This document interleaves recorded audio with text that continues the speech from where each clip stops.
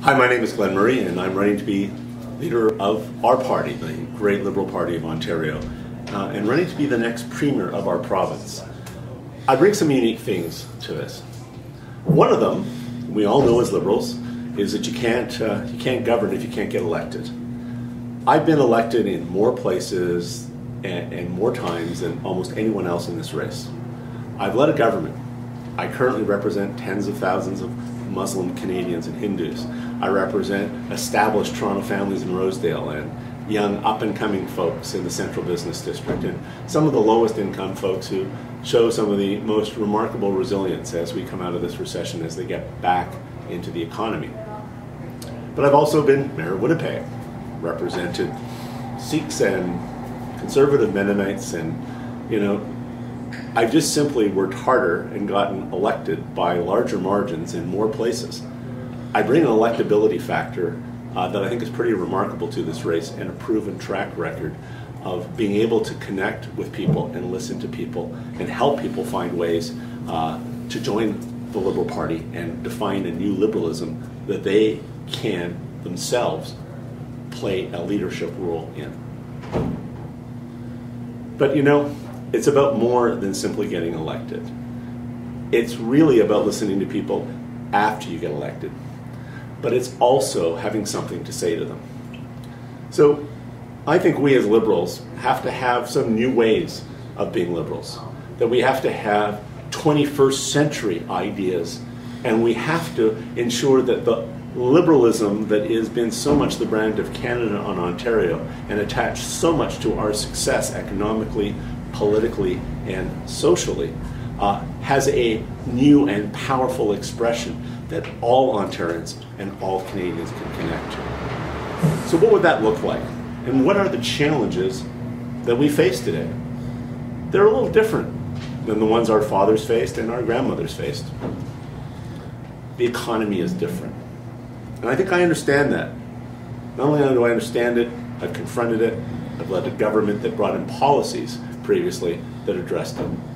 So, in this new economy, there's a very small cluster of businesses. Less than 5% of our businesses in Ontario are generating almost 50% of our jobs.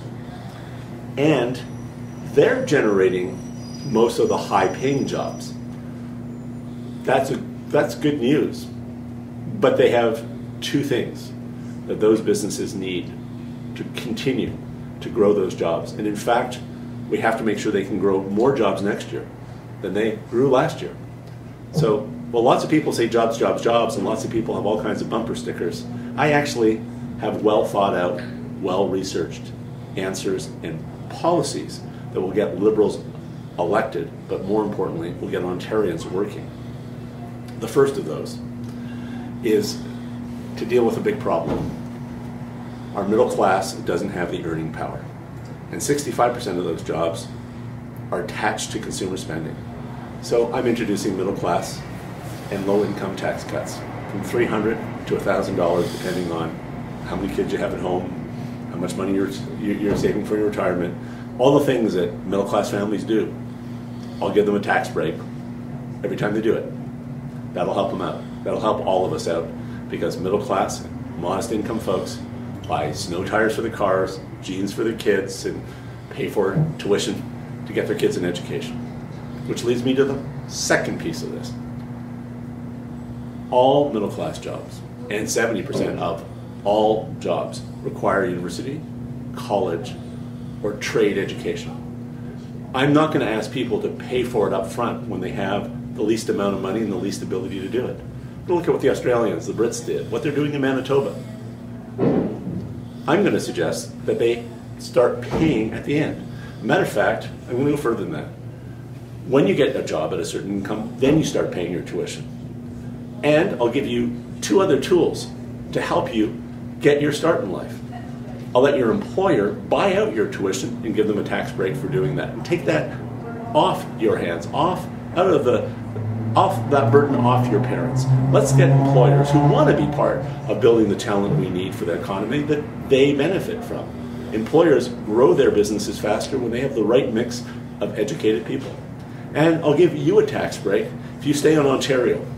I'll let you write part of your tuition off against your own income taxes. These are really good ideas. They're critical and necessary if Ontario is going to be successful in the 21st century economy. Now let's go back to the third piece. When I was talking about these high growth businesses, other than talent, they need dollars. Sort of a kind of funny to even suggest now that to a business person that you can go down to a big bank and sit in the loan officer's office and say, I need $100,000 so I can create some jobs. It doesn't work anymore. Even big venture capital funds haven't been making much money and are finding it hard to attract dollars.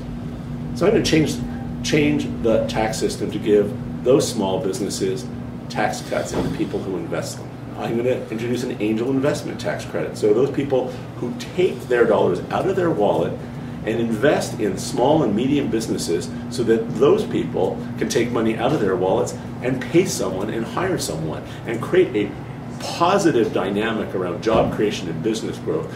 I'm going to give them a tax break.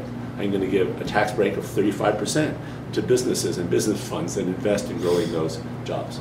My friends, John Ruffalo, Roger Martin, the Dean at Rotman, John Ruffalo at Omer's Investments, many other people I've worked with tell me that this is a great way to grow businesses and grow jobs. So let everyone else shout out the bumper stickers. If you want a premier who's actually going to connect with Ontarians, meet their pocketbook issues, get their kids an education, give them the tax cuts they so need to keep the money in their household they need to pay their bills, and to make sure that their kids get the education they need so that their children can continue to be middle class and be even more prosperous than their parents, then I think I'm the guy you want to be Premier of this province and leader of your party. And I'll listen to you. I'll build the team. We'll give Liberals a vote for leader directly. I'll put MPPs back in the driver's seat. Make sure that every MPP has a couple of priorities that we'll make sure happen for their communities. And when it comes to decisions, I'll make sure that cabinet ministers aren't reading about decisions in the paper that they haven't made and that the caucus hasn't made. All of these things coming together, we're going to do it, Ontario. We're the best place in the world. We're a remarkable province. We're the most diverse, multicultural, multiracial society in the world. We're a beacon of hope to the world that if everyone could live in harmony the way that we live, they could have the kinds of prosperity that we have, this entire planet would be an amazing place. In some ways, the world needs a little bit more Ontario, and we need a leader who can make sure that Ontario continues to lead the world. Thank you.